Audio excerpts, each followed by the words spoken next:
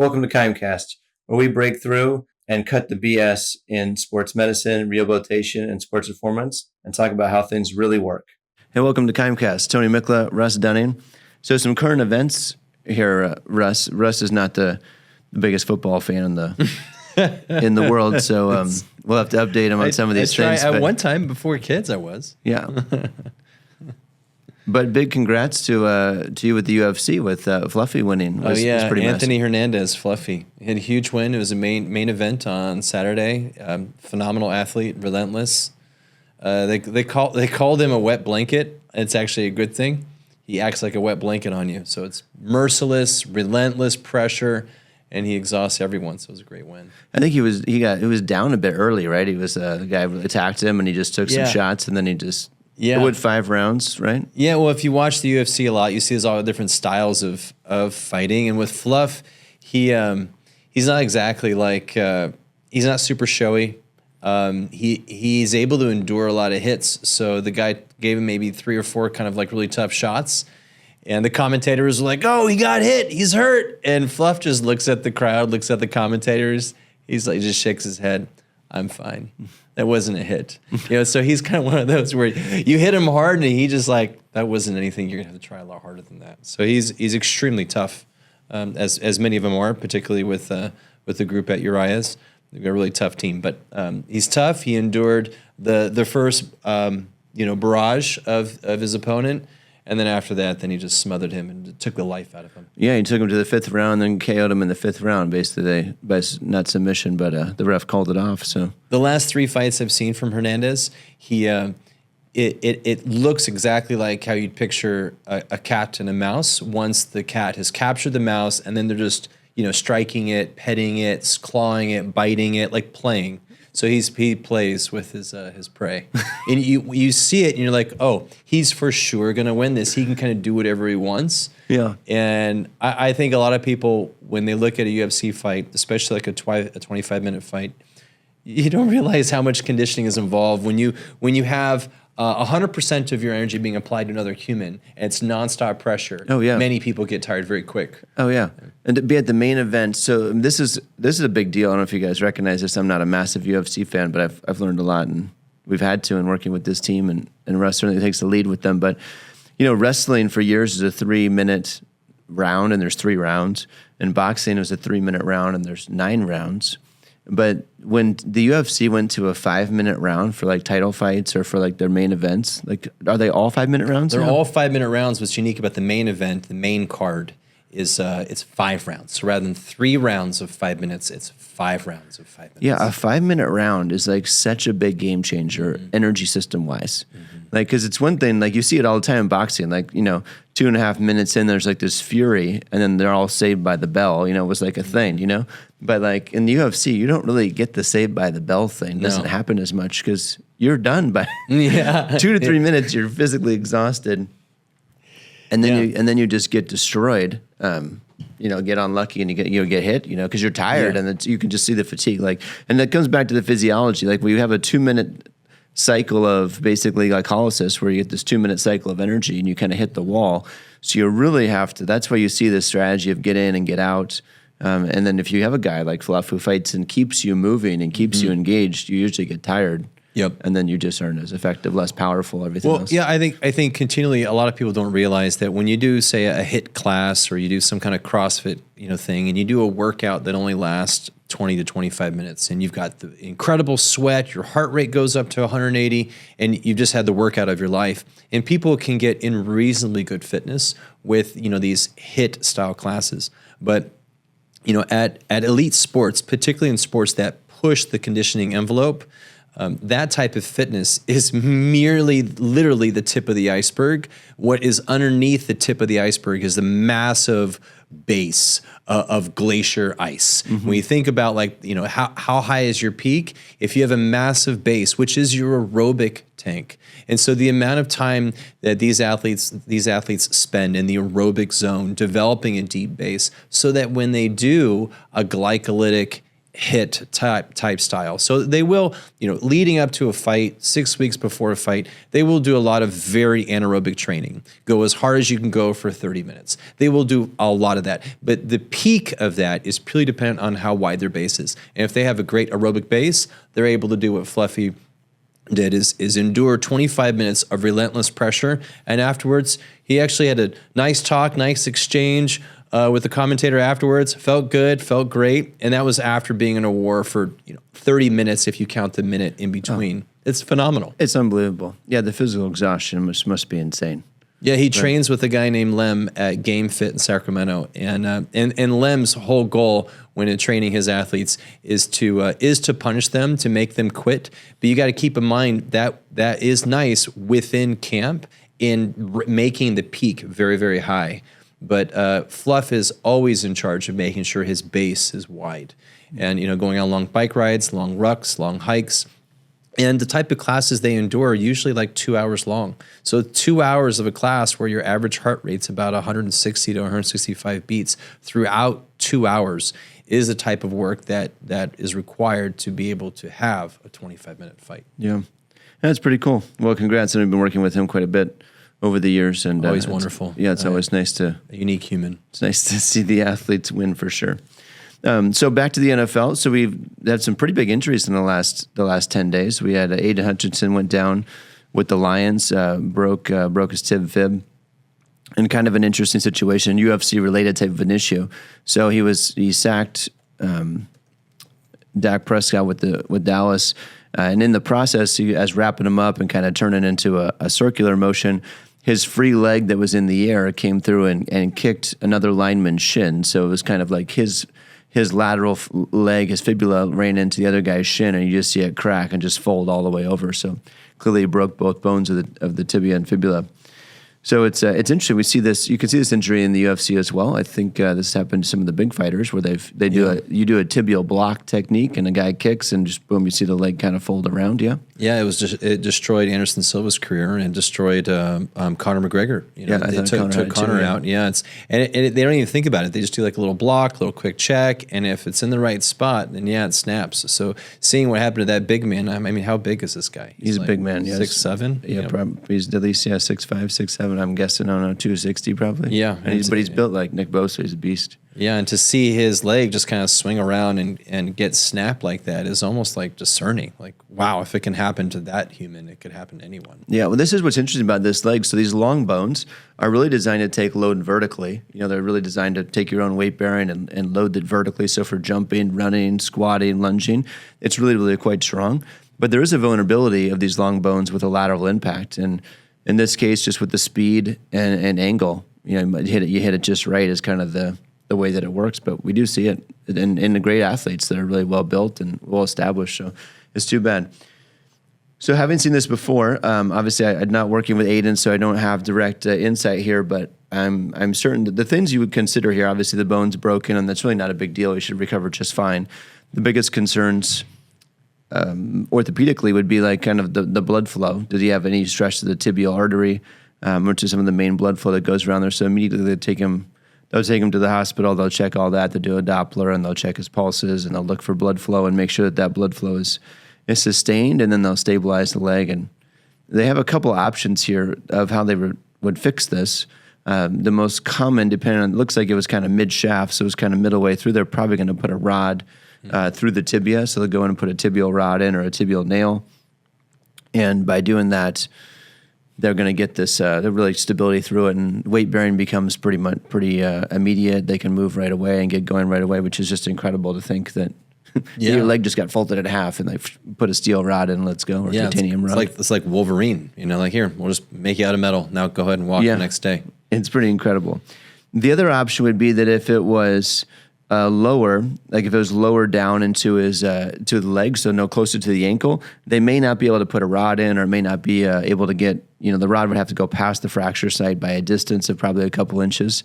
So if the fracture's lower, then they'll do what's called an ORIF, and they'll do plates on each side, plates on the tibia and then plates on the fibula, and just put some screws in. And that does amazingly well. Also, usually you can weight bear very rapidly after that as well. But it's just a little more hardware on the outside. But either way, Aiden should return and have a good career. I think this actually happened to Dak, the guy who was sacking a couple years ago, did the same thing to his ankle, and he had the ORIF of the plates on the side, I'm quite certain. And obviously has recovered nicely. Aiden should do really well in this position. Yeah, the dichotomy here is that when people see bone injuries, they look gruesome. Yeah. Like, oh my gosh, most people can't even watch it because of how gruesome it is. And in reality, if it's just a bone injury, it's the easiest thing ever. Like from a PT standpoint, we see bone fractures like, oh, no problem. As long as we know it wasn't at the growth plate or it didn't affect cartilage, wasn't really close to the joint, or like you said, doesn't lead to any necrosis, was the artery impacted. It's actually a very easy injury to heal from because once again, satellite cells, the stem cells, are deep in the bone marrow. So you're getting immediate access to phenomenal healing in the body. Yeah. Whereas the injuries that are much more devastating, that are career enders, actually don't look like big time injuries. They're not gruesome at all. Much more subtle. Yeah, that's exactly right. So, I mean, projection-wise, like Aiden should be assuming things go well. There's no infection. Blood flow's good. He's probably going to be 4 months. He should be like in a really good position, and he technically would be able to play by 6 most likely. But you should see videos of him looking like a beast in probably 3 to 4 months is what I would anticipate. Obviously, he doesn't have to. That'll be like January, February timeframe. So there's really no pressure for him to be great at that time. And they're not going to bring him back for the Super Bowl or anything like that. But it's an option. I think this happened to Terrell Owens, as a matter of fact. Like many years ago, he broke this, and they did surgery at the beginning of the season, and they were thinking he'd bring him back for the end of the playoffs when he was with the Niners for a while.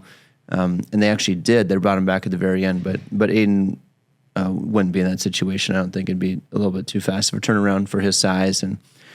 But nonetheless, he should do just fine.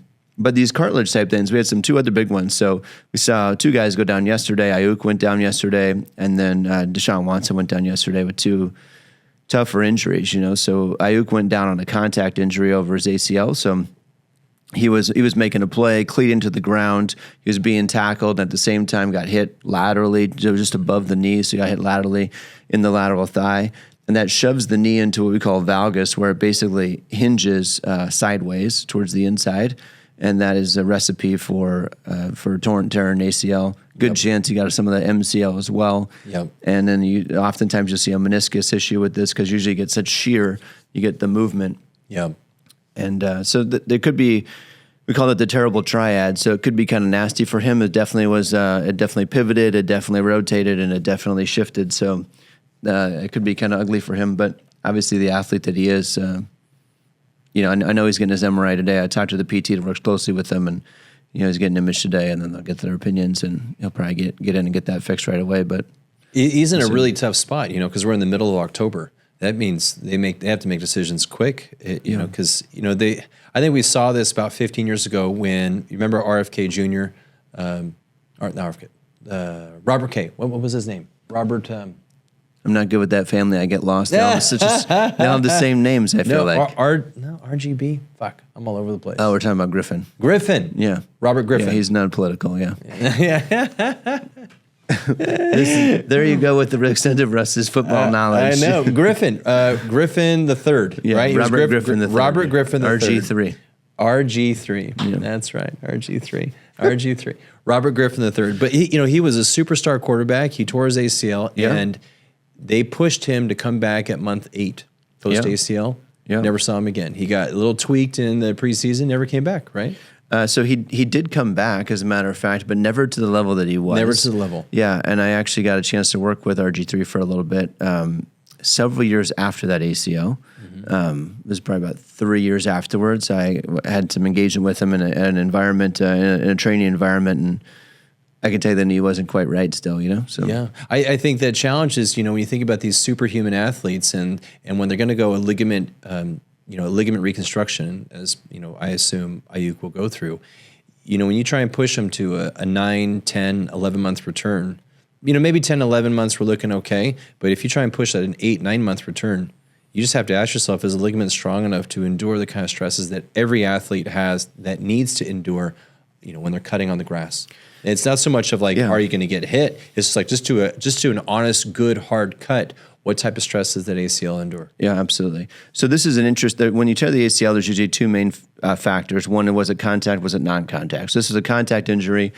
So I guess that's somewhat better in the fact that it wasn't his own, upon his own forces. But either way, for him mentally, he'll be able to come back faster from it for that reason. Usually when you just tear it and you just are running and your ACL goes and you go to stop and boom, your leg blows out. It's kind of tough emotionally. It's tough mentally to get over that. But he'll probably do better from a mental standpoint. But those are the two big differentiating factors. But the big issues here is less about the ACL. Like the surgeries have advanced so much, and that will do quite well. The side effects of this are the cartilage issues. So, did he get a bone bruise? So when the ACL tears and the MCL tears, the bones end up shearing and then banging into each other. And when they bang into each other, you get a bone bruise. And that is pretty common, especially on a contact injury.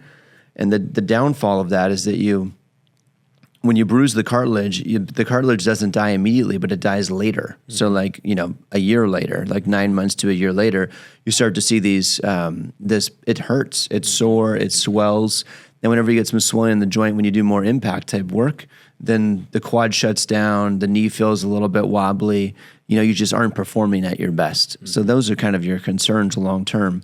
The immediate fact, I think here is you just got to go to war with the atrophy. The one thing that these guys have a huge advantage of is, injured yesterday, MRI today. They'll make a surgery decision today if they wanted to. Certainly by the end of the week, no problem. And then he goes in and gets this thing done. So that's the advantage. Because you take a person that was at hopefully tip-top shape, top of his game, playing at the elite level in sport, and maximum muscle development, max conditioning, max testosterone, his HGH levels, everything are as high as they could possibly be. He's in a full-on competitive game, just yesterday. And if he has surgery the same week of that, all of those hormones are there to stimulate the healing process, And I think one thing we see in private medicine is that this delay is many months. Yep. So an athlete might get injured, tear an ACL, and it might be 1 to 2 or 3 months before they're even admitted getting surgery on it. And during that time, you've lost so much leg strength. You just atrophy because you've been carrying it around in crutches or whatever else during that time. And you're waiting for the insurance, you're waiting for the image, you're waiting for the doctor visit, you're waiting for all of these things. And that's one of the biggest time frame killers in our space. And I think one of the reasons why returning from ACL is so much longer. Like Adrian Peterson's the gold standard here. Wes Welker did it as well in an amazing fashion. Came back at 4 or 5 months. Adrian Peterson came back at 9 months, better than ever. Like that changed the game because of how aggressive he was with his rehab process. But again, these guys are having surgery like the day within a week that it happened. Wes Welker came back in 6 months. Yeah. That's amazing. No one talks about that because it was Wes Welker and he just was kind of like a grinder. But he's pretty unique though, like very, very muscular guy, right? Yeah, small, muscular guy. Obviously, smaller dude, plays the slot, so he's not running big distances. But a lot of cutting, a lot of across the field motion. Yeah, that's amazing. We also know, like in this space, like the peptide injections are becoming very, very commonplace. In the pro world, this is kind of like the standard of care. But I think it's making our way into private medicine of taking these peptide injections that help improve how well your blood vessels regain traction, angiogenesis, at the site of injury. And so if you can, it's a game of blood. If you can improve blood flow at the site of injury, you'll improve healing timeframes. 100%. Yeah, I think those hormone levels are big, muscle mass is big, and then those types of, this is why we say young people heal well, right? I mean, obviously these guys are 22 to 28 years old, so they're pretty young as they stand there. But as we age, if you're going to have this injury or some sort of like an Achilles, like we saw Deshaun Watson with the Achilles as well, if you're a 35 to 55-year-old male with an Achilles injury, it's a different game than a young guy who's at the top of his game with an Achilles injury, just because the healing rate is going to be different. Your testosterone levels are going to be lower. Your HGH will be almost gone because, if you're over 30, it's very, very low. And then who knows how healthy your blood is, depends on how active you are. Yeah, completely. Also, like the sleep level, the stress level. I mean, these pristine athletes, this is all they do. They live and breed, this life. And for the next 9 months, they'll rehab twice a day, and all they do is take care of their leg. They have no other stresses on it whatsoever, Yeah. Well, as you talked about Deshaun Deshaun Watson. That's how I say his name, right? Yes. He's a quarterback. Yeah. So he had a classic step back injury. So this is a classic Achilles. Whenever you tear your Achilles, it's always the same. It's very, very unanimous that this is how it goes. You take a step backwards, then you look to change direction and go back forward.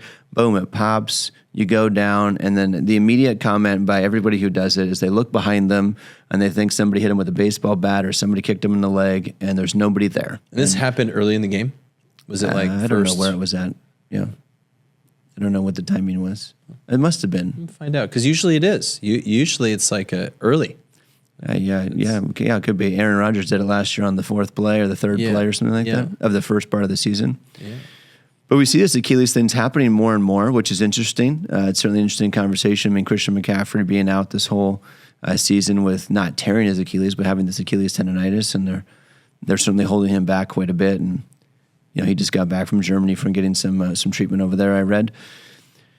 So I think it's interesting what's happening here, and we're seeing this Achilles frequency in the NFL has been much, much greater over the past few years, really since COVID. And we had a big insurgence of this maybe around 2002 to 2005, and there was a high association of Achilles tearing and seeing it associated with certain medications. So guys being on like strong anti-inflammatories or some of the stronger pain meds had an association with increased likelihood of Achilles tearing and tendon breakdown, which led to quite a bit of change in medicine. Like people have been really hesitant about using those drugs in tendon repairs or following surgery as well. You see that continue through the private sector. Yeah. Well, as I've dove into this for just obviously treating tendon injuries for a living, so many things play a factor, whether you're thinking of the food you eat, of how much sunlight you get. There's also certain micronutrients that have been stripped from the oil and from the soil itself that has led to, deficiencies. But also, I think there's a lot of improvements in performance training. So whether you want to think of it in terms of maybe some advanced peptides or some medications or drugs that allow you to perform at an elite level, but also just good training. I think the problem with excelling in the realm of how big are these athletes, they've in the last 20 years, like everyone's increased by 3 inches, which also means that they've increased by like 50, 60, 70 pounds. Mm-hmm. So rather than, the athletes of the 90s that, maybe they were, 200 pounds for a wide out. Now, typical wide receiver is what, like 230, 240? It's probably a little big, but 225? Yeah, 220. They're bigger people. They're bigger people in the inches, and they're bigger people in pounds.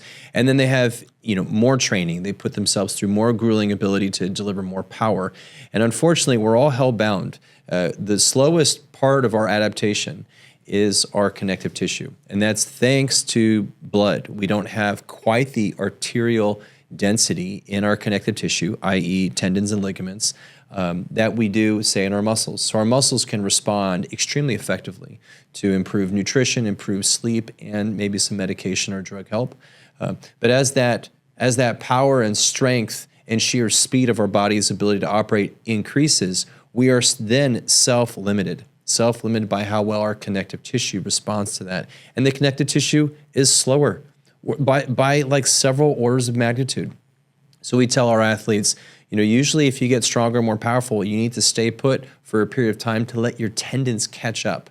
I think at the elite level, whenever they've made jumps with performance, that would be power, speed, strength, their tendons are rapidly trying to play catch up. And that's on the order of weeks, if not months, to play catch up. So I do worry whenever elite athletes actually get significantly faster in a short period of time. Yeah. Because the immediate question is, I wonder if your tendons can adapt fast enough for that improvement in performance. Yeah, that's a big question. I think when you look at these Achilles, it has to come down to it's a long-term effect, and it has the effect of training. Like, is it an overload problem? Was it an underload problem compared to this change in their body? We see this at all ages. We see this with youth as well, like this whole patellofemoral or patellotendinitis issue with jumper's knee with boys playing basketball or soccer. It's like their body is growing so fast that their tendon is delayed in its ability to respond. It's just slow, right? It's not necessarily injured. It's just slow to respond to the stimulus that it's going through. I was looking up DK Metcalf went down yesterday as well, and I didn't see the injury, so I don't know what happened, but they said it's a little bit less significant, but he ended up, they walked him off the field, but then he ended up going off on a cart in the fourth quarter.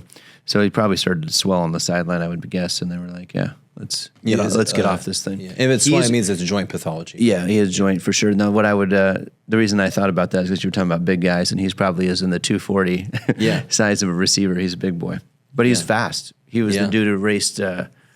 He raced a sprinter last year, and ran the 100, ran the 200, and nearly won. I think he ran it under 10 seconds. It was insane. Well, that's a great point. You have the speed and the power of an elite sprinter in track and field, with the big difference. The track and field person is going to spend 5 days a week running very, very fast. Yeah. The football athlete will not. No. They're doing far more tactical strategy, routes, catching. Oh, by the way, I'm just as fast as an elite sprinter. That's a problem because they have a load issue. Yeah. And if all of a sudden the load skyrockets, their tendons will be overloaded and pop. Yeah, the difference between the two is like a sprinter sprints to the finish line, and then they have a 40-yard decel. Mm-hmm. In football, the whole art is the DK can run at 4 or 5 speed, let's say. Maybe it's faster than I don't know exactly his numbers, but an insane rate at 240, 250 pounds, and then put his foot in the ground and stop all the momentum and then go in a different direction. And that's where the tendon gets exposed. That's where you see Deshaun Watson was going backwards, put his foot back, step forward, boom, tendon lets go. Yeah. That's where we see tendon issues. Where you see ligament issues is in a similar fashion. If the muscle isn't strong enough to support and it's delayed in its recruitment time, that's a non-contact ACL. They put their foot in the ground, try to stop, change direction. The limb keeps moving, and then the ligament takes all the load, and boom, and then it gives out. In Ayuk's situation, he had a contact injury, so it wasn't his fault. His leg was pinned to the ground, cleats in the turf or cleats in the grass, and then boom, he gets hit. So that's not much, and that's out of his own load-bearing condition, but. Yeah, and said in a simpler way, from a principle standpoint, an instability injury at the joint level that's non-contact, you can address that with smart exercise, with the smart drills that challenge the system to react quick enough. Whereas the tendon injuries and the fascial injuries and the connective tissue problems, when we say overuse, we think of, it's a matter of reps, sets, and rest, and we look at the appropriate volume in the week and in the month and in the season, and it's really more of a game of numbers. So when we look at the Achilles issue, you look back at the last 6 months, and the combination of maybe any medications or drugs and nutrition and lifestyle and volume, that was Deshaun's problem. Yeah. When we look at the non-contact ligament injury, the instability ACL, that was not Ayuk. Ayuk was the contact. So there was no cute exercise that's going to prevent that besides just mass. Yeah. That's an unlucky hit. That happens. But for the non-contact injuries, they're not doing the right training. They're spending way too much underneath the barbell and not doing enough challenging things for their neuromuscular system to act fast enough on one leg. Yeah. If you always have 2 legs on the ground, you're still plenty at risk of all these instability injuries. But if you're doing unique exercises that challenge the speed of how your muscles can contract, then you'll have a stabilizing lesson in your body. And I think that's just a nice way of kind of like splitting them into 2 camps. Yeah, you're right. It's so interesting because if you look at last year, Christian McCaffrey was unbelievable. Offensive Player of the Year, didn't get injured. I know in watching him in the beginning, he's been known to have somewhat of a fragile body, although he's an unbelievable specimen, but he's been hurt many times in his career. But last year with the Niners, I'm a Niner fan, full disclosure. So it was interesting. I was like, man, we're running him a lot. Yes. He carried such a big load from the beginning of the season all the way to the end, made it. The fastest and doing the most work. Yeah, it's wow. That's a tough situation. It's a rare body. A lot of guys can't do that. They can't be, hey, I'm fast, I'm explosive, and I'm powerful, and I can go every down. I mean, he was used a lot, but he did amazingly well, unbelievable. And this year he comes into season injured, Achilles injuries, right? And he has Achilles tendonitis, basically, and pain, bilateral, a bit worse on one side, supposedly. But his training is really famously known for being very, very plyometric, very, very track-oriented, single-leg stuff, speed stuff. Now, he's a little smaller-framed guy in general. He's not as big as some of these other guys. Small frame, but very bulbous. Massive caps, massive thighs. All of that muscle generate the kind of power he's generating. Lots of power production, right?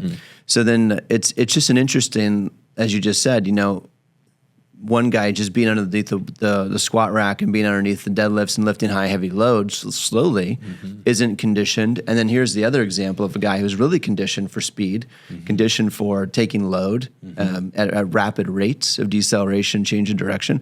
Maybe not so much that, definitely in forward acceleration, maybe not as much decel.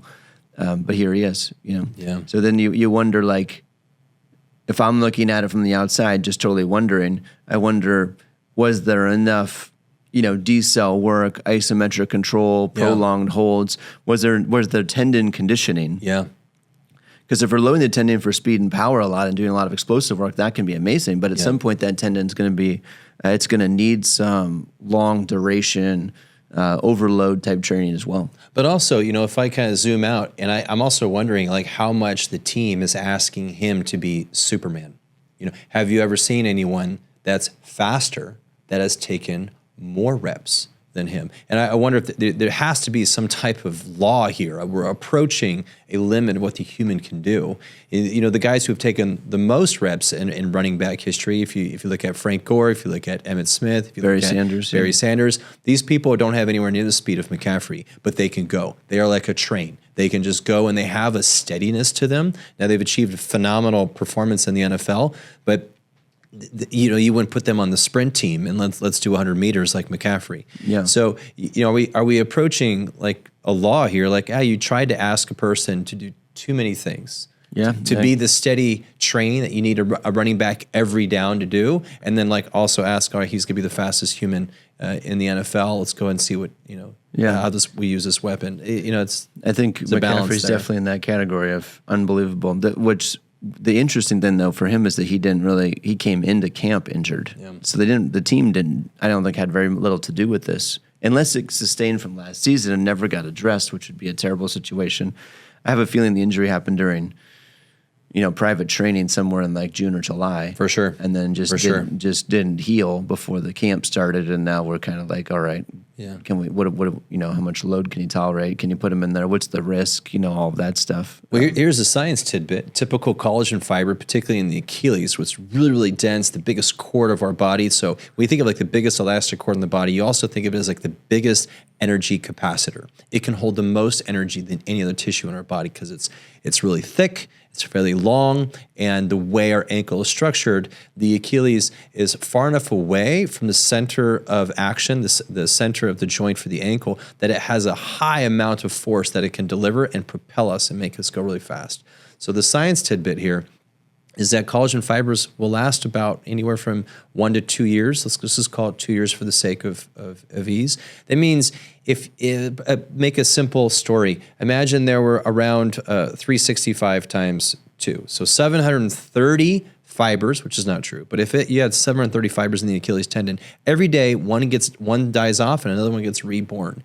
And then you could say, like, over the course of 2 years, the whole thing will have some sort of full regeneration. So if you're dealing with tendon dysfunction and you've developed some tendon dysfunction with an overload, say in springtime, you will only have partial healing at best through that injured site come 6 months later in the fall. So tendon pathologies, when you have them, you're inviting them into your life for 1 to 2 years. So when people kind of re-aggravate them, like, that's expected just based off of the regeneration cycle of thick, more avascular collagen in our bodies.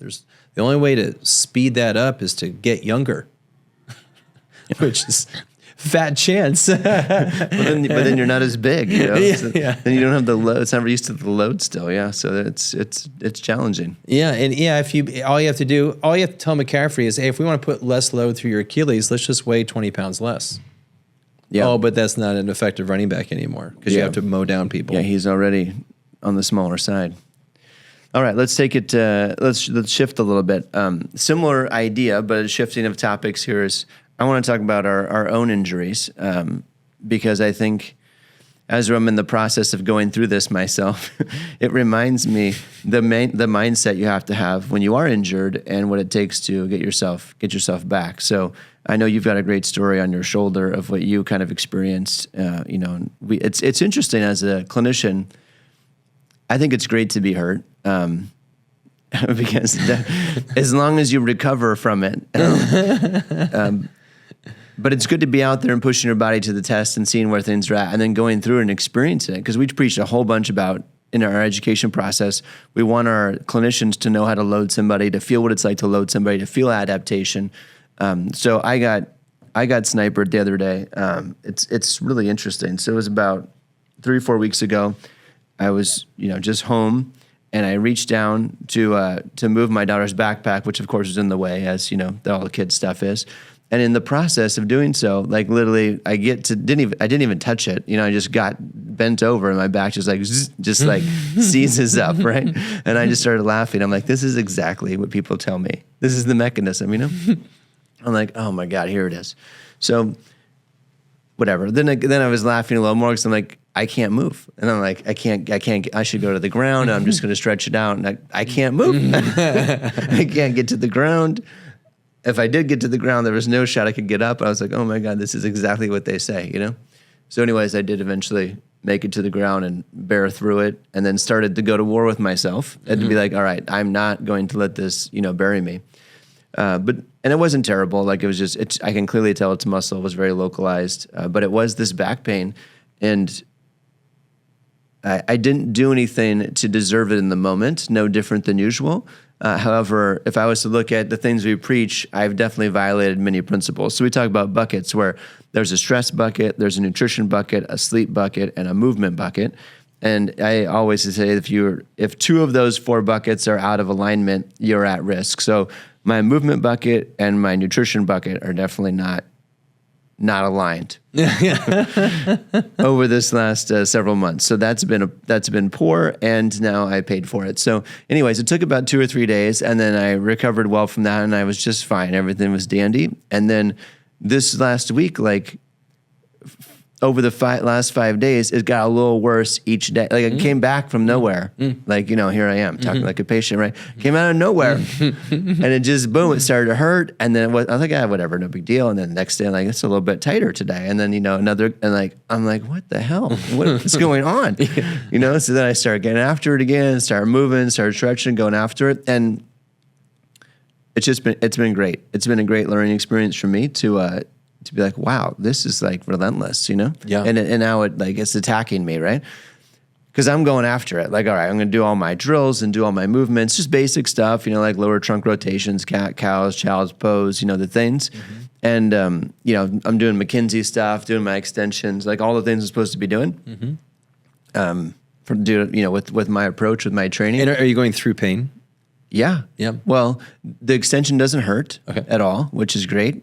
So I've been doing that a lot, but it makes no difference. It doesn't help me whatsoever. But when I flex, it's like brutally sharp. So then it's like, all right, cat cow hurts, not as bad as child's pose, which can be really, really intense at times. And then certainly bending over, like tying my shoes or just putting them on, it's horrible. As I'm sitting here, this is going to be a terrible situation.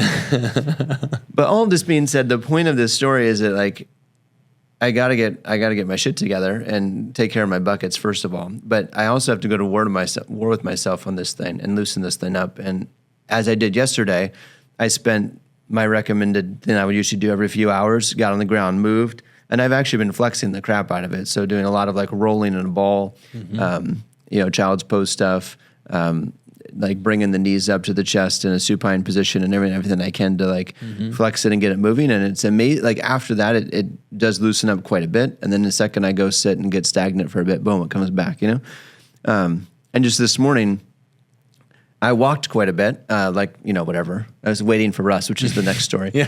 But as I was walking around, it got way better just like in walking and moving, right? Which is what the evidence says. You have back pain, you just walk, and walking's as good as anything else, which is scary evidence, but it's, I found it to be true today. Yeah.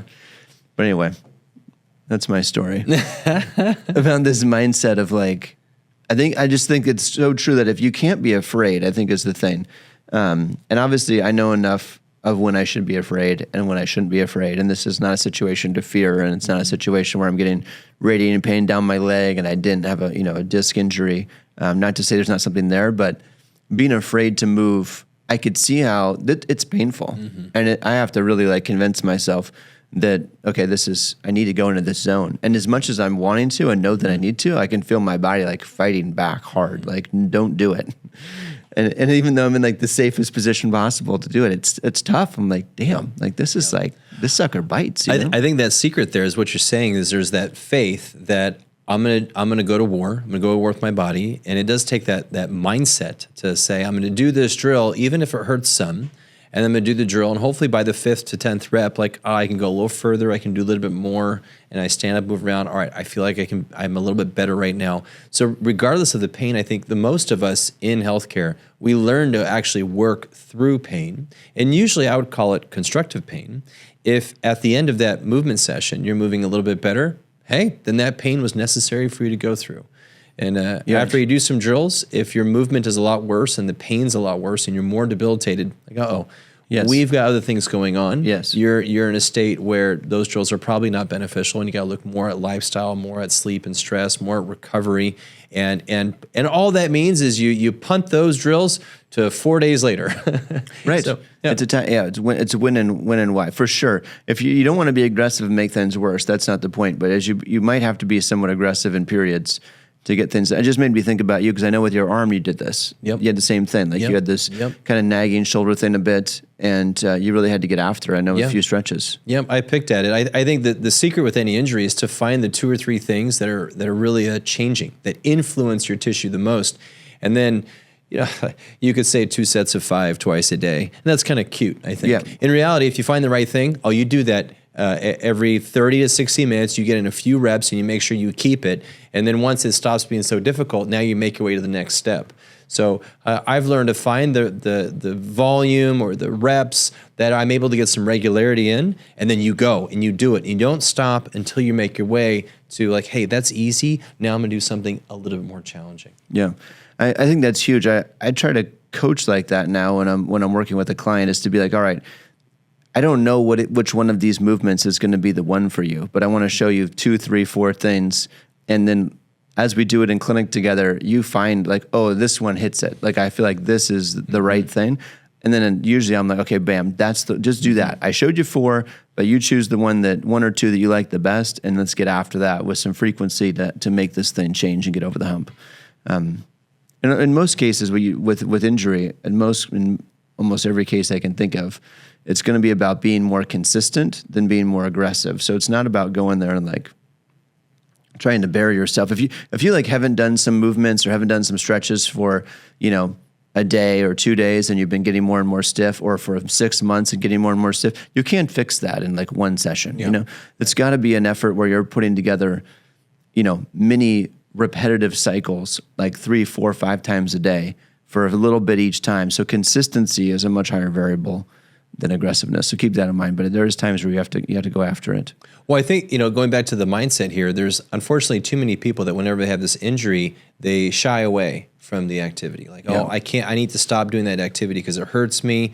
Or they let fear kind of overpower things, and they say, well, this is how my body is. And they play a little bit more kind of woe is me, a little bit more victim mindset. And it takes an incredible amount of willpower and discipline to say, no, I'm going to get everything I had back through work. And we see lots of people that endure every type of injury. I remember talking with Vince Minnie for years about this. Whenever someone said, oh, I have this injury, I can't do that, he would always say, I've had 3 of those. Someone says, I tore my disc 2 years ago, so I can't do that. He goes, I tore all 5. Oh, I broke my foot back in this time, so I can't do that. He goes, I broke both feet. And, whenever they said something, he would say, like, I have 3 of those. And so you could never go to Vince and say, I have this issue, and that's why I can't do these things. Vince would just laugh, like, I've already been there and done it. I played years in the NFL. Everything got ripped. Name it, I've had it. And yes, you too can overcome these hurdles. Yeah. And when you have these body injuries, they are obstacles, they are hurdles, they are mountains to climb, and they are pivots in your journey, but they are not a stop. It is not a stop sign and say you have to retreat and go into oblivion and die. And so it does take a pretty fierce mindset to say, okay, I can tackle this. Now, maybe you don't have the skills, and hopefully you find someone like us that we have the skills to overcome these issues, because that's frankly all we obsess about. Yeah. No, it's very good. I think it's a big deal. Have that approach. I think Vince was great about this because he hurt his back many times, and I think 3 different periods of his life where he'd hurt his back, and then he was actually taken to the ER type of a situation. So I want to be clear that I'm not in that state, and if you are in that state, that's probably the right choice. Is you go to the ER, and then he was like limited in his bed or in a chair for like 3 or 4 days and couldn't move. And I've seen those folks, and I understand that's a different state that we're talking about. That would be the state of when you move more, you get worse. It's not the time to be aggressive and move through it. You have to let inflammation and healing take its course there a bit. So this is where medications and injections have been amazing, magical. The right injection, the right medication given by the right doctor at the right time can get you over the hurdle. Yeah, absolutely. I remember when Vince's back was horrible, and he got out of the hospital, and I think I saw him like 2 weeks later. He goes, "All right, Russ, I'm done going to the hospital. My back is horrible," and I did a simple Thomas test on him, and his right quad was viciously tight. And I started feeling around his quad. He had like a 40-inch thigh, so like a big old quad muscle. And I felt a certain area. I'm like, what's going on here? And he'd say, oh, I ripped that in the NFL, so it's been scarred up and ripped and all looked funny ever since. And I kind of pried on it. I could tell it didn't move well. Said, well, this is your problem. This is all held tight, probably ever since you ripped your quad, back in your 20s. He's like, man, that explains a lot. So, what should we do? I said, well, we can start stretching it. I gave some PNF stretches and some, slow tension stretches. I started cranking him a bit. And, big tough guy. He was, SWAT member. He's just done it all from a grueling standpoint. So he has a very high pain threshold, this man. And he started telling me, he goes like, Russ, that's starting to hurt pretty good. I'm like, that's okay. He's like, no, I think it's going to rip. And I told him, I think this is when I think he really started loving me at this point.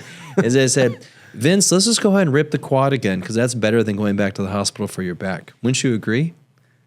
He's like, you're saying rip the quad? I'm like, hell yeah. Let's rip it, baby.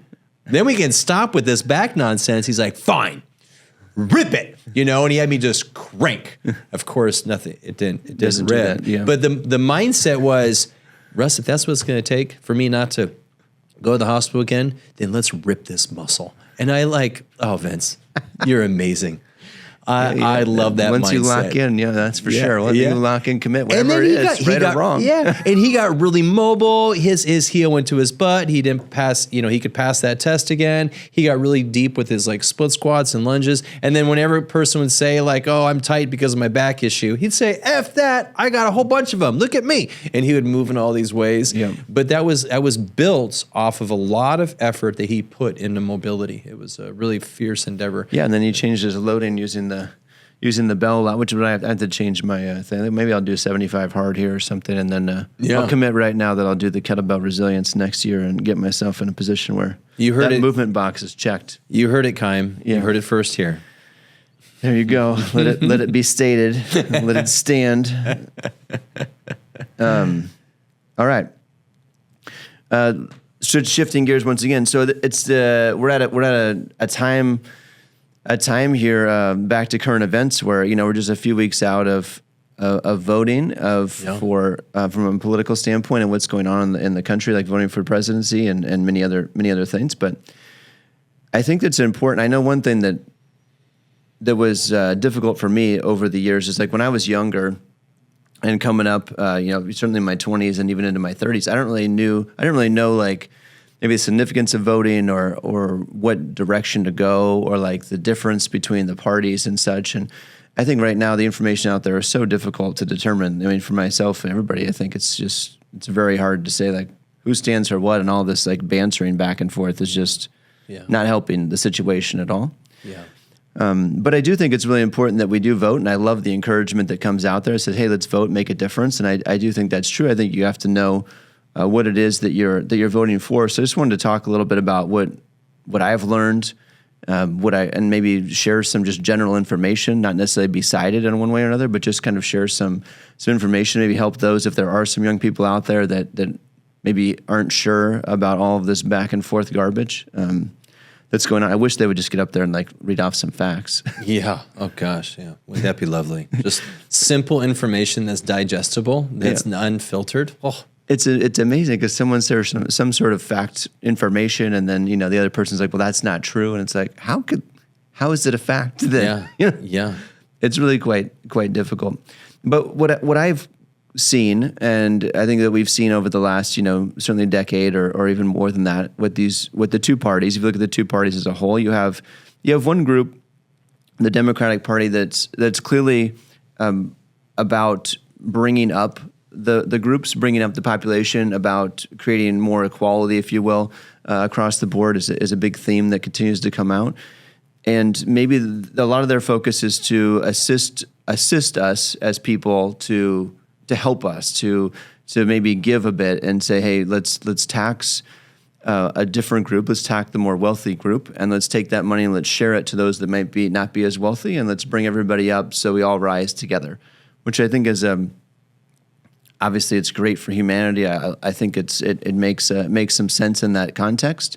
And then the other group is a little more of a let's it's conservative by nature. The Republican group is conservative by nature. It means you stay with what you've been doing, like stay conservative, like you keep it what it was. And what America was if you come here in entrepreneurship and you build something, then you build it and you can create wealth, And I think you see that in that party is at least it's more pro-business, more support of pro-business, decrease some of the tax, decrease some of the regulation, and allow a business to thrive. And by doing that, the concept would be that those businesses would then employ, create jobs, better the economy, drive innovation, and we have that. So that's kind of if I was to just give a general feedback on like the two parties, I feel like that's kind of what's at the root of them. Yeah, one tends to be more progressive. Let's change and improve.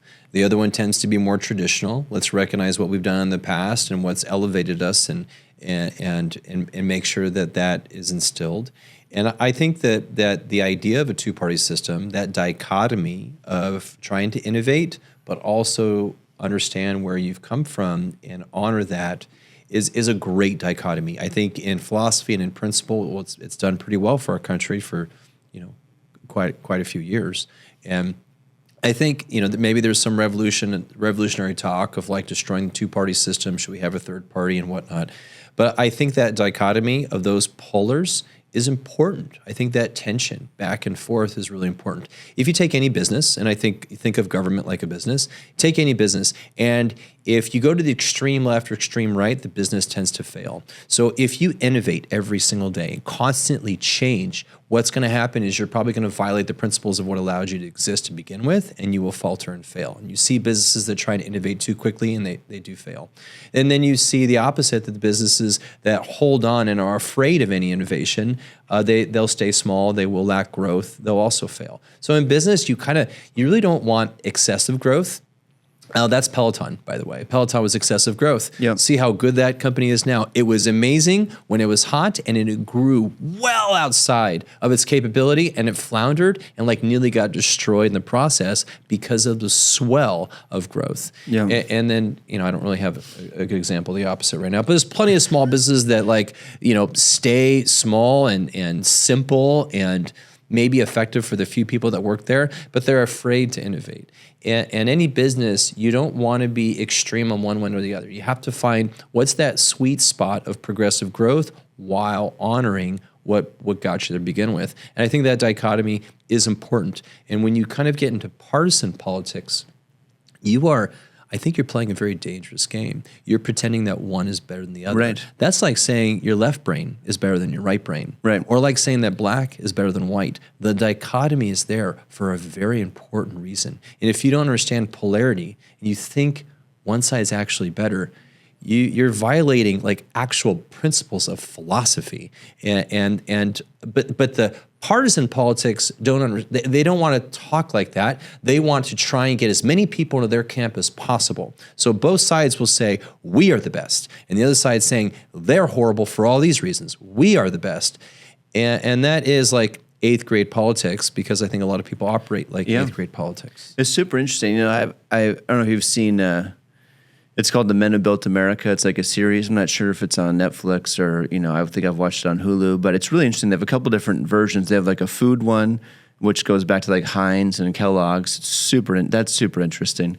And then they have one on frontiersmen, which is Davy Crockett and Lewis and Clark and Andrew Jackson and some of these, how we basically purchased all of the land of the United States, how it started with the 13, states and then moved into purchasing this land, or as the show depicts, taking it over from other people, which is quite violent. It was unbelievable violence and leverage, and it wasn't this peaceful transfer of power, if you will. A peaceful conquering, does that exist? Yeah, and then we said the same thing there. There's a business one as well. It talks about like Carnegie, Rockefeller, Vanderbilt, which is a big railroad guy, and then Rockefeller was big with oil, and Carnegie was steel.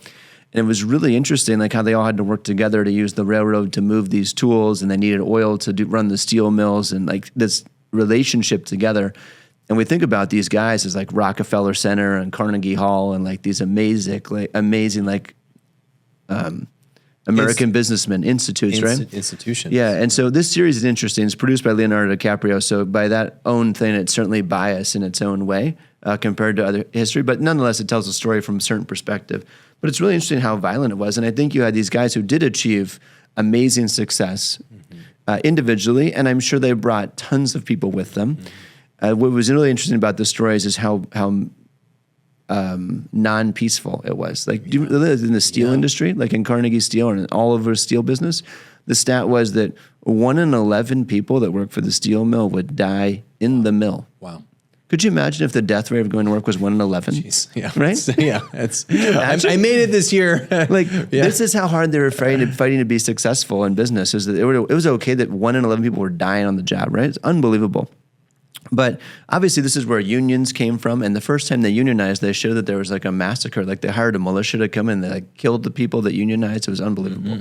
But nonetheless, we've come a long way since then. Now we have people like Elon, if you will, or if you want to put Trump in the category of successful businessmen, or Jeff Bezos. These guys. And I think you look at the things they've built. Look at Amazon, for example. That's built off of an American concept of innovation, of creating something better. Yeah. And look at the jobs they've built. Elon has 5 companies that are like massive between SpaceX and Tesla and now X, and then his Boring company. The amount of money he's making people that are working in the companies, as well as those that are trading his stock, he's creating millionaires and tremendous success from the top down. Obviously, those are the 2 richest guys in the world, Bezos and Elon. But they also reward their employees unbelievably well. Yeah. I think that has to exist in the free market. You'll get growth by others also winning. I think maybe, with Carnegie and Rockefeller, you could get it with deceit, and you could get it with violence, and you can get it with backdoor negotiation. I think that we're less likely to have great success off of purely malicious activity. I think you kind of have to, we could see the Google review. Whenever you look up a business on Google, you can see the reviews. You can see it on Yelp. There's so much more transparency that I think in the free market, people tend to pick whatever is affordable and is good enough. Yeah. That's kind of how free market works. That's the beautiful thing about the free market, is that you get the right to choose. So you get to choose who you want to do business with and what you want to buy, and obviously where you want to work and such, and see if it has the same vision you have. But I think that speaks to the dichotomy, as you were saying, is that like that, maybe the Carnegie way back at the time was a little rough. Yeah. And so the idea of the unions and stuff had a reason and had a purpose, and it was to protect those people, which is obviously needed, right? So that you don't have one guy like dictating and putting people's lives at risk to that degree. And I think that the business nowadays is changed. You see like Google has shifted this, was one of the big shifts of this in the early 2000s, whereas employees first, look at the benefits of working at Google. They truly were one of the first. I think people in the 90s, you just went to the office and grinded out your workday. And then all of a sudden Google came and they had a ping pong and a volleyball court and they had sushi for lunch. Food, yeah. And they were like, you mean I can work hard and have this great environment too? Yeah. It's a little bit of manipulation. They don't want you to leave the workplace. So you can sleep there, you can massage there, you get food there. But hey, that's, you're going to come and produce something amazing and you're going to change the world, and you couldn't do that in any other country, And I think that's what, if you look at American innovation, that's what made us who we are. And that ability to innovate and push is is amazing. A lot of that comes down to like small business being able to do that. I know my sister works for some major tech companies. She's worked for two major tech companies that are household names, and it's interesting. She's in the marketing division of these companies, and one of the things that she told me, and I was like, hey, like, do you have like a graphics person that like would want to do some freelance work for me, and like they could help us create some stuff for our website or whatever? Like, I'm like, do you have somebody that just wants to do a lecture? She's like, I would never. Our company would never be able to tolerate a creative, innovative person inside the organization. She's like, we would never do that. We will always sub that out. She's like, so for all of the graphics and creativeness around a marketing campaign that these companies might use, they will contract with a smaller group that's a small business that's focused on innovation, because if you don't innovate, you die, right? And these large companies they also innovated something. They innovated a product, right? And now, but they're not going to innovate a marketing campaign around the product necessarily. So they hire a group to really be creative and do that. And if you get the contract to be creative and create something great, you get another contract, right? And if you don't do something great, then they contract with somebody else and they find another opportunity. And so this is what is interesting, I think, in how we see like business. A lot of people think of business as it can get portrayed as the big bad enemy, but business nowadays is, it's employee first. Create amazing jobs for people, give them the ability to be successful, drive in common vision, and then things you aren't good at, you hire another business to help you with. Like the business-to-business relationships are unbelievable. This is what drives small business in this country and creates so many jobs. This is probably 30% of the jobs, and you have like big corporations creating 30% of the jobs. And then you have right now we have government or government associated contracts is like 32% of the jobs in the country. But I think that's important to recognize when you think about that dichotomy, if you will, and that polarity that we see out there.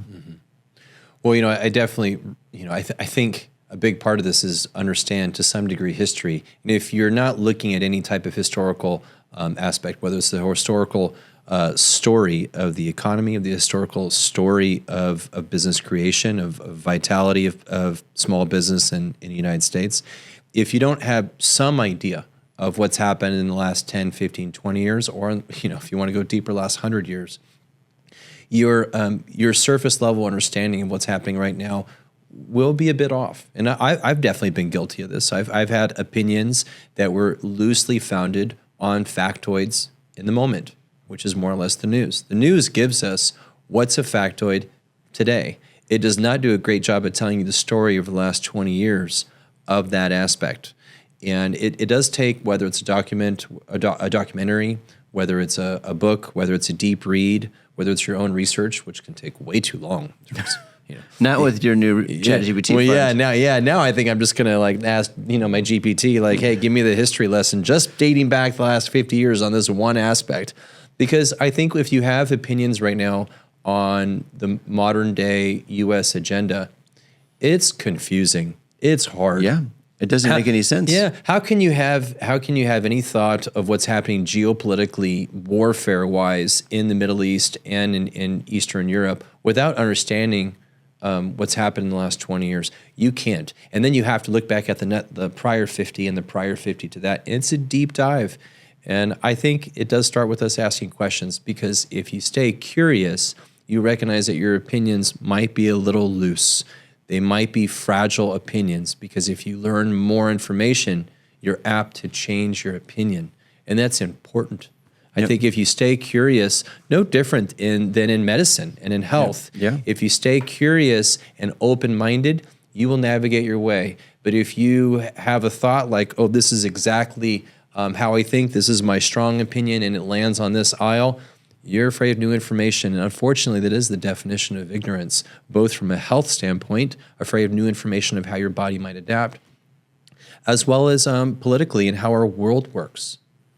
Yeah. Love it. So shifting gears again, but kind of building off this idea, you mentioned a few things in there. One about like, you mentioned a story. I mentioned vision in that last bit. And a leadership raiser. We talked about raisers a few weeks ago on the podcast. And so this is a leadership raiser for you. So Russ and I went through this as just a prime example. I think it's a great a great example just this morning of how great communication can go wrong. So yesterday, Russ and I were texting back and forth. We're going through some vehicle maintenance in my household, so I don't have a vehicle at the moment. So I'm totally like wherever Russ goes today, I'm attached to him, which is a scary thought. So we shared the agendas of here's where I'm going to be and tell me where you're going to be, which was an unbelievable list, by the way, Russ. I'm quite impressed. Your day started at 6 and it ends at 9 p.m. tonight. I know all the places we have to hit along the way. Nonetheless, I said, hey, I'm gonna be at the office. Pick me up at 9:30. And he said, yep, okay, see you there. And so at 9:30, he said, I'm here. And I look around and he's not there. Not there. And then I called him. I was right on time. I was so proud of myself. Which was amazing. In itself was amazing. And then he said, and then I called him and he said, I'm at your house. And he's like, but you're not at the house. I'm like, yep, you're right. He goes, you told me you were going to be at the office. And I said, yes, I did. And he's like, okay, I'm coming there. So what was amazing here, and he acknowledged this, is that in his brain, he didn't understand how I got to the office because he knew I didn't have a car, right? So in his brain, he couldn't overcome the fact that I told him I was going to be at the office. He was just like fixated that visually, there's no way he could be at the office. He must be at his house. Is that accurate? That's exactly it. Yeah. So the leadership raiser here is that you can't just give the fact and say like, hey, this is what I want you to do. It won't stick. We can't have 10,000 Post-it notes in our brain. No, it can't be do this thing, do that thing. People are going to forget the things. Yeah, they just become a task list. They don't work off a task list or Post-it notes. Yes. So you have to tell the story. So if I had told Russ, hey, I have Evan's truck and I have to take it to the shop, which is 500 yards from our office, I'm going to drop it off there and then walk to the office, pick me up there. I'm 1,000% sure Russ would have met me at the office. But I didn't give him all that information. I just said I'm going to be at the office. And in his mind, he couldn't see that as a viable option. Didn't seem reasonable. How would you be at the office? Yeah. Did you walk there? Yeah, which he knows I wouldn't have, although that would have been a reasonable choice. That would have been about a 5-mile walk, but nonetheless. So the point of this as a leadership raiser is that this is so true that we see this in people all the time, that you try to give someone, whatever it be, information or like a task or like a project.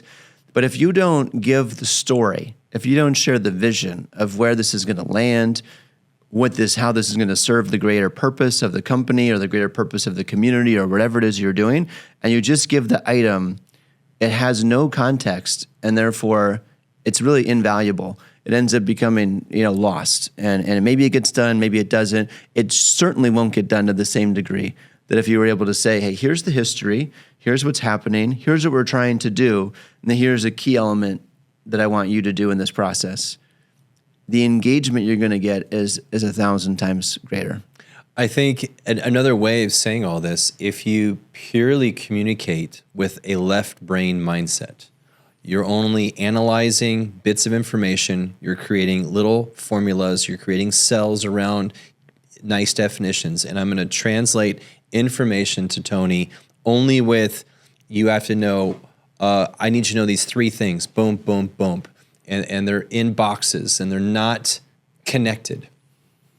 It's only half of how we live our life. The other half of how we live life is through our right brain, which is the story, which is the principle, which is the essence, which is the feel. And if it doesn't make sense, if your right brain is in violation of your left brain, you're really going against how humans live their life and connect and do things.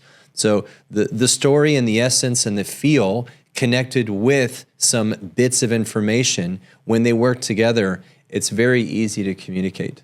If you strip that away, it's very, very hard to communicate. And I think people will be constantly find themselves at a loss if they're only communicating in one lane of how we think. So good. So one of the big things we've used, a big reference, if you guys would like, I think telling the story is a huge thing. Having the background, as Russ said, it touches the mind in a different way.